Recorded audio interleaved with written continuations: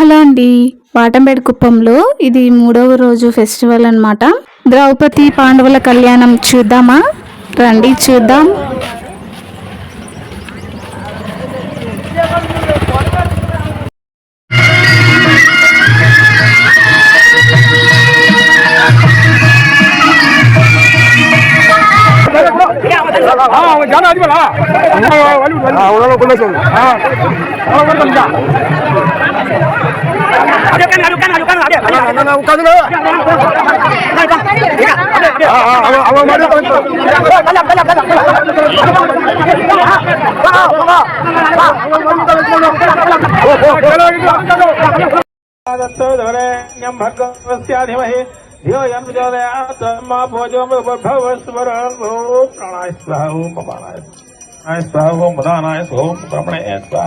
మధ్య మధ్య పానీయం సమర్పయామి. వృక్షాళయావాదం వృక్షాళయామి పుయ్యవలయస్ గర్భనే నాగవలేత ముక్తా జ్వన సమాయుక్తంతాం మూలం ప్రతిగృహీతాం తాంబూలచరణం ధాజమనీయం సమర్పయామి. కర్పూర నీరాజనం. పతి అని 5 సార్లు వరం కోరుకున్నారంట పరమేశ్వరుని.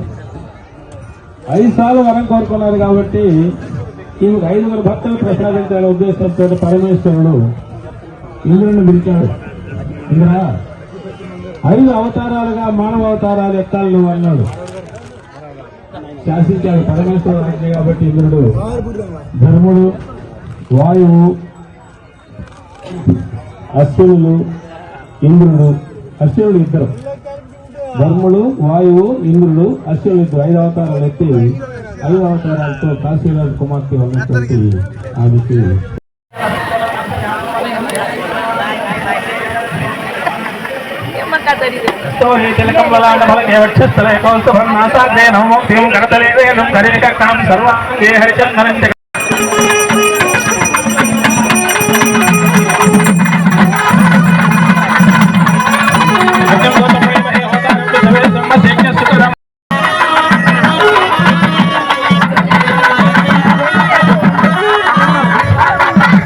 కార్యక్రమం జరుగుతూ ఉంది. రక్షగా ఉండేదానికి గాను కట్టేటువంటి వివాహాల గంటలు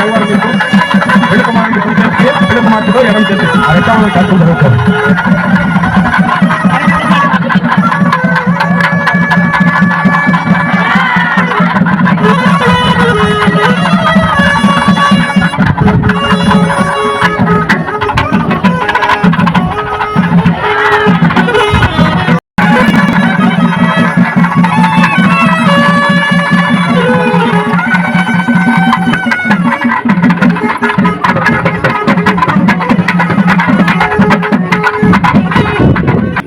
కుంతీదేవి, మాద్రి ఇద్దరిని పెళ్లి చేసుకున్నాడు పాండురాజు. వీళ్ళకి సద్య గర్భంలో జన్మిస్తారు. సద్య గర్భం అంటే అప్పటికప్పుడే మనం ఆ దేవతను ప్రార్థించినట్లయితే ఆ భగవంతుని అంశతోటి సంతానం కలుగుతుంది. మన మాదిరిగా గర్భం రావడం, 9 మాసాలు మొయ్యడం, ప్రసవించడం అది లేదు. పూర్వజన్మలో ధర్ముడు, ఇంద్రుడు, వాయువు, అశ్వినుడు భర్తలు ఉన్నారు ద్రౌపదికి. వారి అంశతోటి కుంతీదేవికి ధర్ముడి వల్ల ధర్మరాజు, వాయువు వల్ల భీమసేనుడు, ఇంద్రుడి వల్ల అర్జునుడు జన్మించారు. మాద్రికి అశ్వినుల యొక్క అనుగ్రహంతో నకుల సహదేవులు జన్మించారు. నకుల సహదేవులు ఇద్దరు కూడా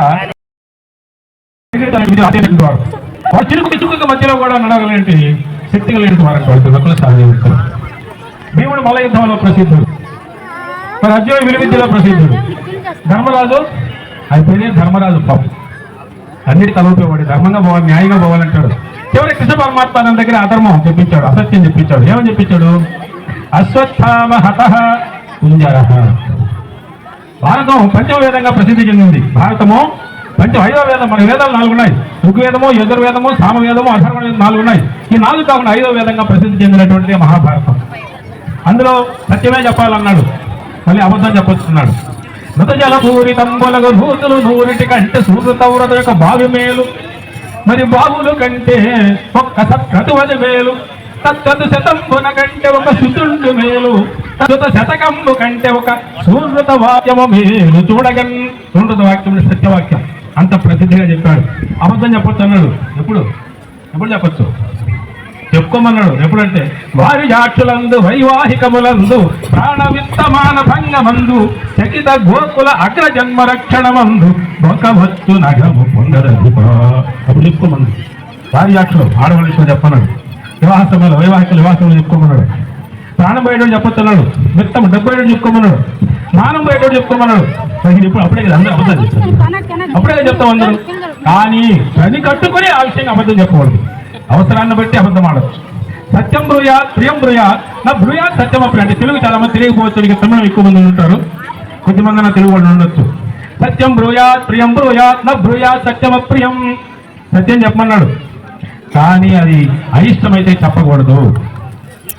గుండె ఒక మనిషి ఉంటాడు, వాడు అయ్యా మీ పెట్టే మీ భార్య మీ వాళ్ళు ఇల్లు ఎక్కడంటే ఉంటామంటాడు, కాబట్టి అప్పుడు చెప్పకూడదు. నేను అందరూ బాగున్నారని చెప్పచ్చు వాడిగా ఆ హాస్పిటల్ ఉండేటప్పుడు, అది తప్పు కాదు. అందువల్ల మనం సత్యవాక్ పరిపాలకులైనటువంటి ధర్మ మార్గంలో నడిచినటువంటి పాండవులు చివరికి వాళ్లే జయించారు, అధర్మం నాశనం అయింది. కురువంశంలో 100 మంది వాళ్ళు ఉన్నప్పటికీ దుర్యోధనుడు దుశ్శాసనుడు దుస్తల ఒక్క అమ్మాయి సోదరి, మిగతా 98 మంది దుర్యోధన దుశ్శాసనుడు ఇద్దరే ముఖ్యంగా వస్తారు, మిగతా 98 మంది మనకి కాదు. మొత్తం అర్జునుడు పరాక్రమవంతుడు, యుద్ధంలో అవసరమన్నారు. కనకోర్వీధనసానుసారుగాంటీవ నిర్ముక్త పత్రి నిపీతారుణ వారి శేషమ పతత్రవు రాతముద్రావు నయ్య నిన్నా తోడ చతుర్దశాస్తమున మారైపోరు కర్ణాది దుర్జన సంఘంబుల మాత్రముదన్ సంగ్రామ రంగమునని ప్రతిజ్ఞ చేశాడు. మరి ద్రౌపది మంచిగా ఉన్నట్టే ఉంటుంది. కృష్ణుడు రాయబారం పోయేటప్పుడు మంచి చెప్పినట్టే రచ్చబట్టి పంపించింది. నీవు సుభద్ర కంటే కడు నెయ్యముగానో పొందలెప్ప సంభావన శిరయుదిచ్చినను పంకజనాభ ఒక్కడు ఎవరో దుశ్శాసనుడు రాజస్కూయావ పృథంబునందు శుచి అయి పెను పొందిన వేణి బట్టి ఈ ఏవురు చూడగా వాళ్ళు చూపించింది, ఈ ఏవురు చూడగా సభకునే కులాంగ విక్రమస్తురే సముద్రకి తీసుకుంటావే రాజసూయాగంలో శుచి అయినటువంటి నా జడబట్టలు చూపించాడు మాటలు. ఎప్పుడు 5 చూస్తున్నారు, మళ్ళీ కష్టపడ్డారు కదా, ఆ విధంగా పంపించారానికి అటువంటి ద్రౌపది కళ్యాణాన్ని మనం జరుపుకుంటున్నాం. జై శ్రీరామ్, జై బలో శ్రీకృష్ణ భగవాన్కి.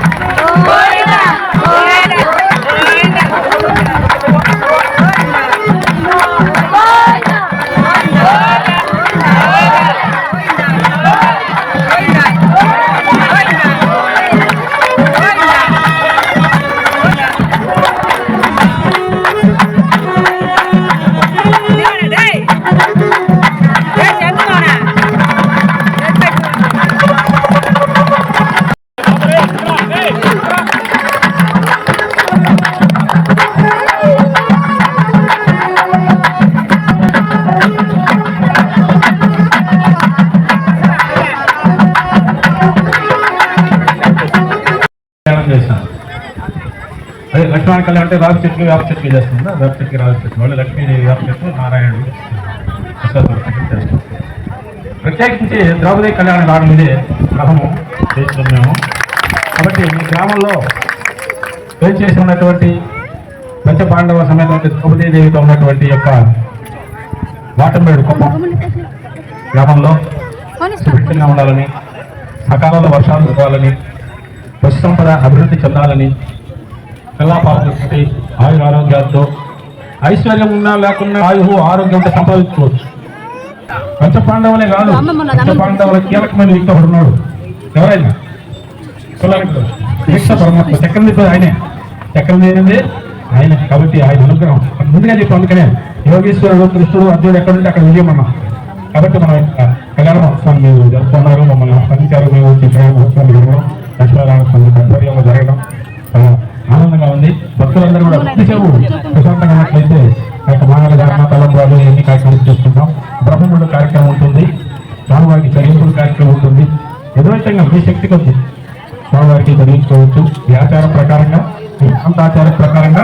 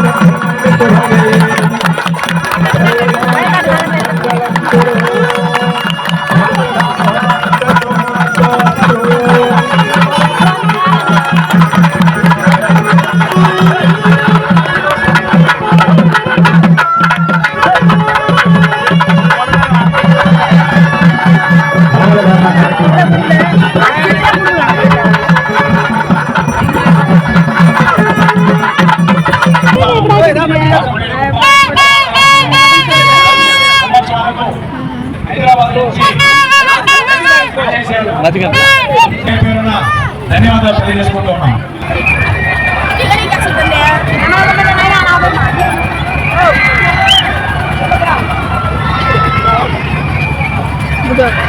అన్న చూడు, నువ్వు కూడా నువ్వు వద్దు.